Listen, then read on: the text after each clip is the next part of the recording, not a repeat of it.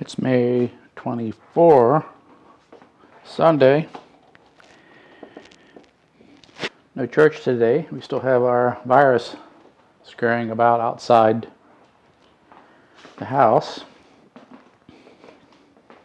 A lot of elderly people go to my church or churches.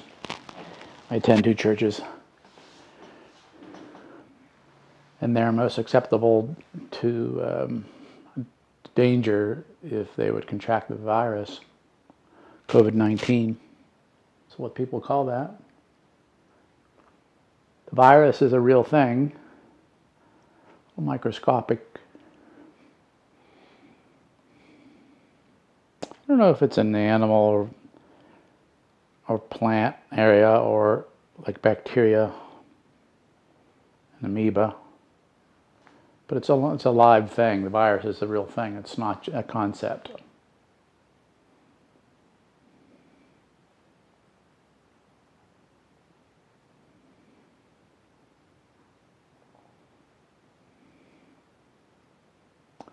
Oh, it's a few days after the previous video, which was the hard questions. It wasn't that I was avoiding tackling them. It was just I got distracted with my chores, making money to pay the mortgage and my health care bill, insurance bill. And sometimes I forget what time it is in the hours, so-called hours. There's no time moved past. And then light goes down, and then the video would suffer visually.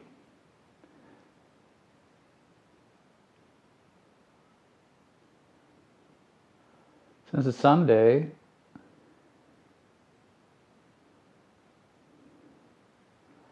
I'm breathing really deep right now, slowing down. I was a little bit wound up because we're going to tackle what is God. And I've been thinking about that. There's so much. There's a lot to say about what is God, and on the other hand, there's not much at all to say about it either. But at the same time, so my head was ideas and memories were going through my mind of my past, my relationship with God, imagined or real.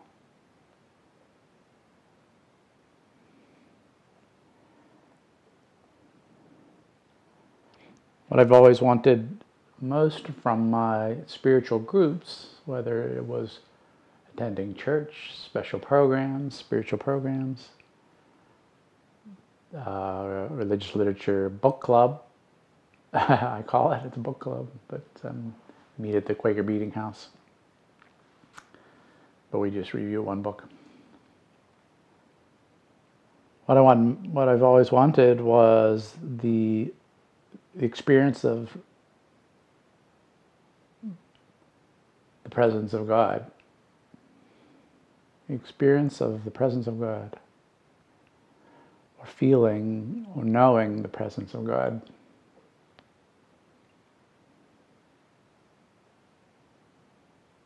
Talking about God is a funny kind of thing.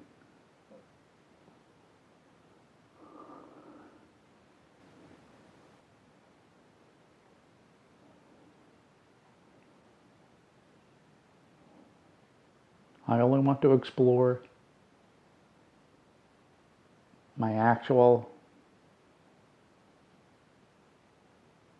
experience with God.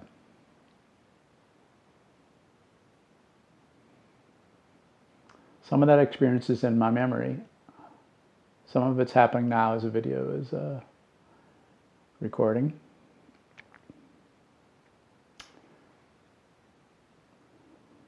You have to feel or be aware of God. I have to quiet my mind down. The mind's only capable of so much. It's Sunday, so in my mind, it's time to talk about God or to experience God. Let's go. It's go time. What is God?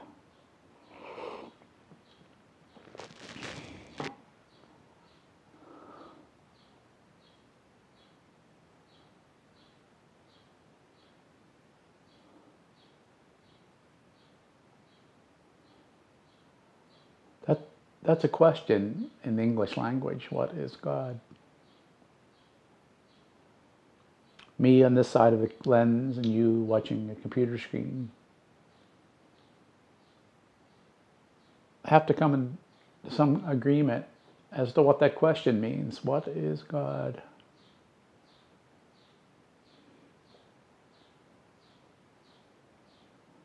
The answer to the question, I'm going to say this. The answer to that question, what is God, is found in the question itself. I don't mean that as some kind of mumbo jumbo. I mean that as a turning around and looking backwards at the question. Who's asking that question? What does that question mean? They're related. So we have to address that. And the addressing of the question, what is God, can point to the answer. You thought this was going to be easy, didn't you? God is the following. David and Steve were waiting to find out what I was going to say about this. It's not an easy thing to describe. I'm trying not to use jargon words from the spiritual realm. I'm just trying to use simple words about the experience of God. God is not a construction of the mind. Although the memories of the mind can contain memories of the experience, what it was like to have confronted God. That's in the mind. But God itself is not dependent on humans and their ideas and memories. God is all the time, before there were humans, after there were humans on the planet.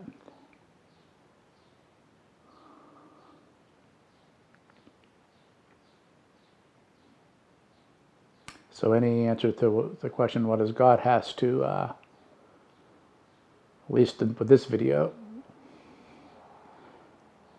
the answer to that question has to meet that criteria. That has to have been true in all time, all eternity.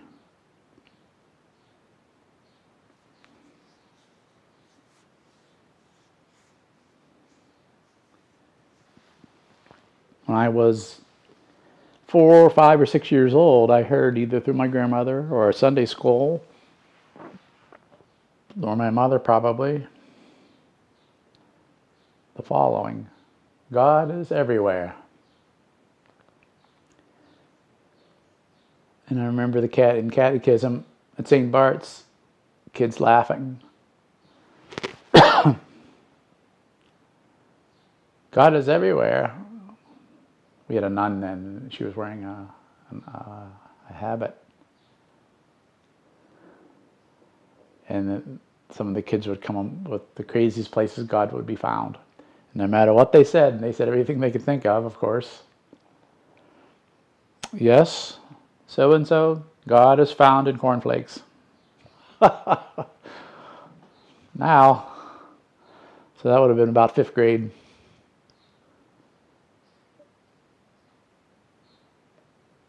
I don't know what Sister Margaret was thinking when she said that, God is everywhere.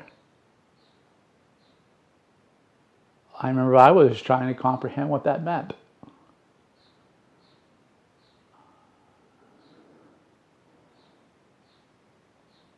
But after a very large first-hand experience I had with God, it was very clear,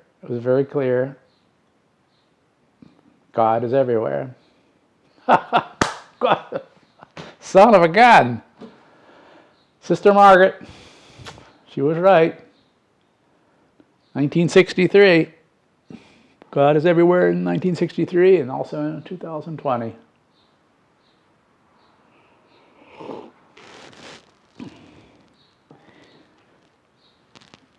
Now, what does that mean, God is everywhere?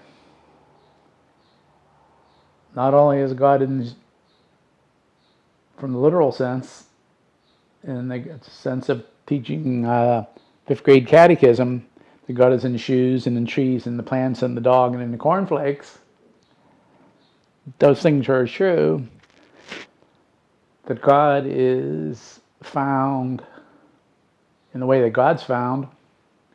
One edge of the universe. If you go to one end, eventually, if you were in a spacecraft that could go at speeds of light and faster, if that's possible, and you kept on going, eventually you would run out of stars and planets. It would just be darkness. From that point all the way to the other end, it's in spaces in 3 dimensions, you would find that God is everywhere in every molecule in the universe. It always has been like that. It's always been like that.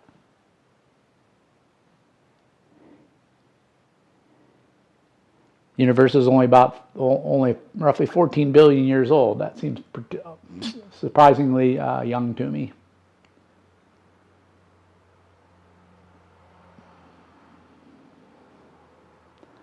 I suspect when the last of those stars and planets is extinguished, that God will be there.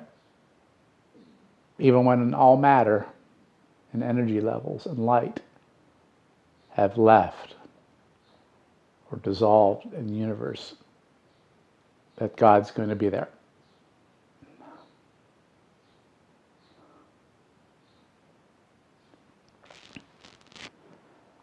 That's a good one. So that's what we're talking about here. If you're going to discuss what is God, you have to maintain some boundaries, or establish boundaries, I mean. God's throughout eternity. God is without physical limitations.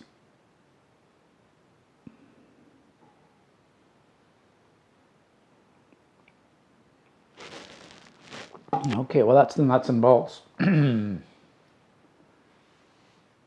now you know where God is. You also know, if you believe in time, you know when God is. I don't believe there is any time. At this present moment,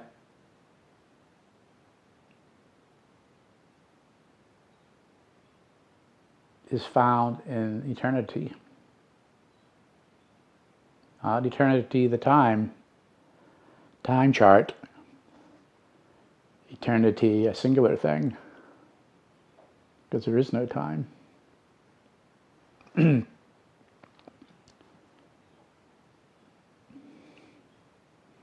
I like this. The scientist in me likes that little quirk about time, that there is no time, because it's a pointer to what God is, or points to God. At this moment, with the cappuccino and my rodeo shirt, is at a singular moment in time, and also eternal, which it is. It's found in eternity. There's no time. Now you got something. What is God? It points.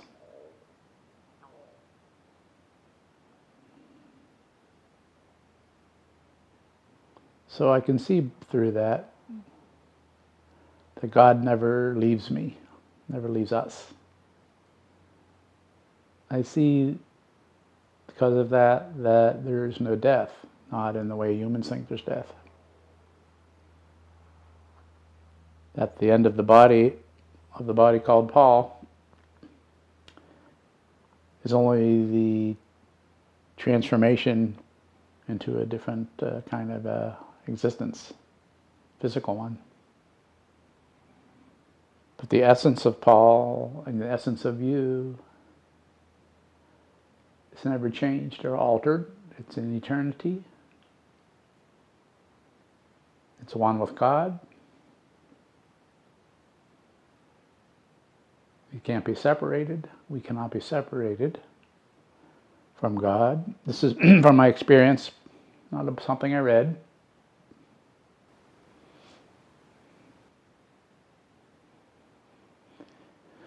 Is this helpful? Did you ever walk in the forest and it was quiet and you heard animals and you heard the wind in the branches?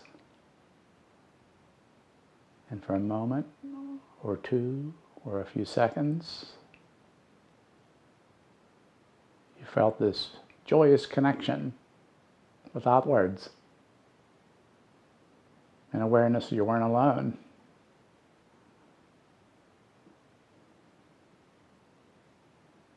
Man, you're not alone.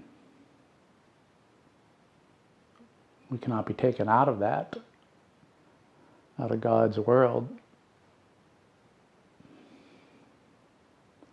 I like that expression that God loves us.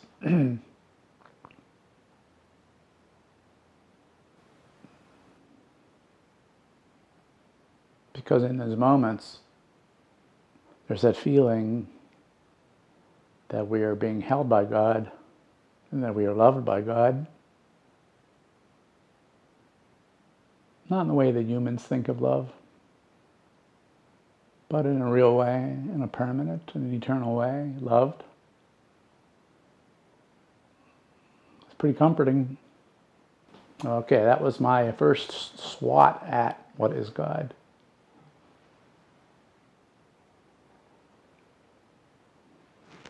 Call that part one.